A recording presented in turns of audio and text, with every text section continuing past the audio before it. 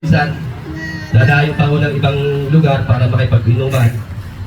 Minsan napapatrobol, gawa lang din sa napagtitripan din ng kapwa makatambay sa ibang lugar.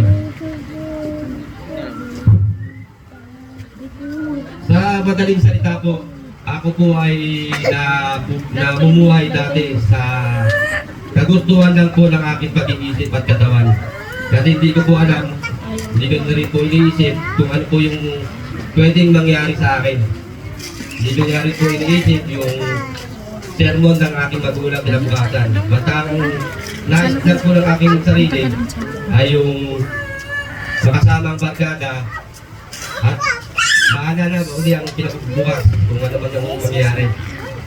Pero ganun pa man po, lahat po nun ay binago ng Panginoon. At sa madaling salita po, ako po ay isang anak na pasaway. Sabi nga po sa sabi nga po sa salita ng Panginoon sa Efeso verse 2 and 3.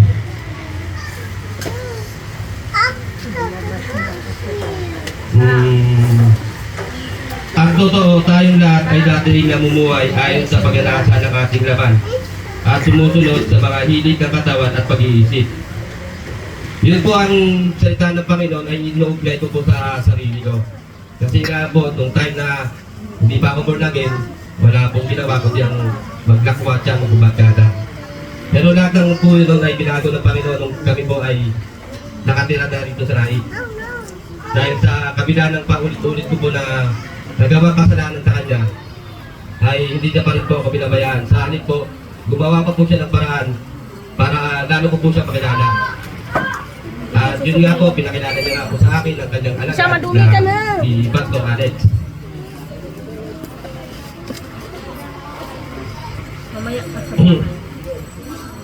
Napakabuti po ng Panginoon, mga kapatid.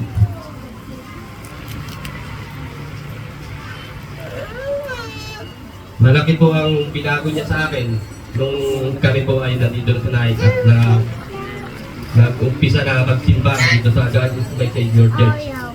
Dahil yung dati po na ako na hindi talaga nagsisimba, ngayon po tumimbatan na ako nagsisimba na. Yung dati pong ako na hindi po nakikinig o nagbabasa ng mga salita ng Panginoon, ngayon po, ito po nasa harapan nyo, ako naman po nagbabahagi ng kanyang mga salita.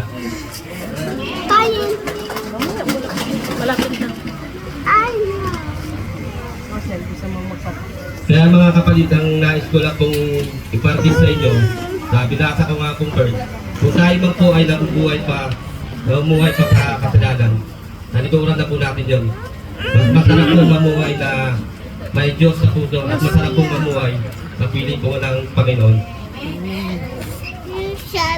Kaya, yun lang po mga kapatid, at bago po sana ako magtapos, nais ko na rin po kayong handugan ng isang munting awit. Ito po ay inaalay ko sa Panginoon at ito na rin siguro ang pagkakataon na ihingi ko po ng kapatawaran ng lahat ng nagagawa kong kasalanan sa Kanya.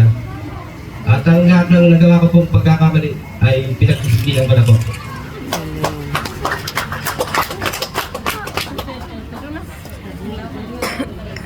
Mamaya wala pa. Wait lang po ha. Wait lang.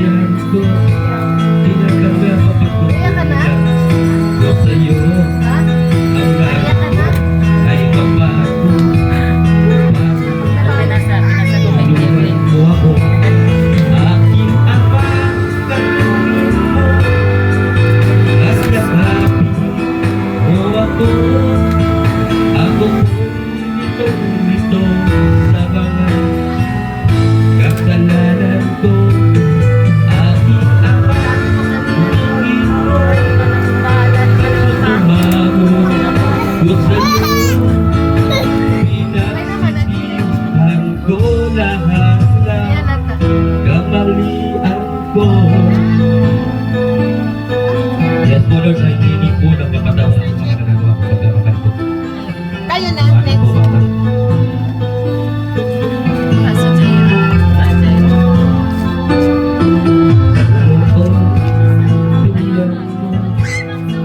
Nang mawala Wala si Ate Jaira sa loob. isa pang pagkakataon, dinadala Saan si Cedric? ko sa'yo, Panginoon, buksan mo Padyan ka na yung ano. ang puso kong ito. Alam kong nakikita mo katotohanan sa buhay ko. Aking Ama, kalungin mo at yakapin mo ako. Ako ko'y litong-lito sa mga kasalanan ko. Aking Ama, tingin mo, pagsusumamo ko sa'yo. Pinagsisihan ko na Wala si Jaira. lahat kamalian ko. Wala si Jaira? Yes, po Lord, hinihingin ko lang pagkakaroon mga nagawa ko magawang kami. Pagkakamali sa aking magulang, sa aking kapatid, sa aking mga anak at sa aking asawa, Panginoon. Tawarin niyo po ako.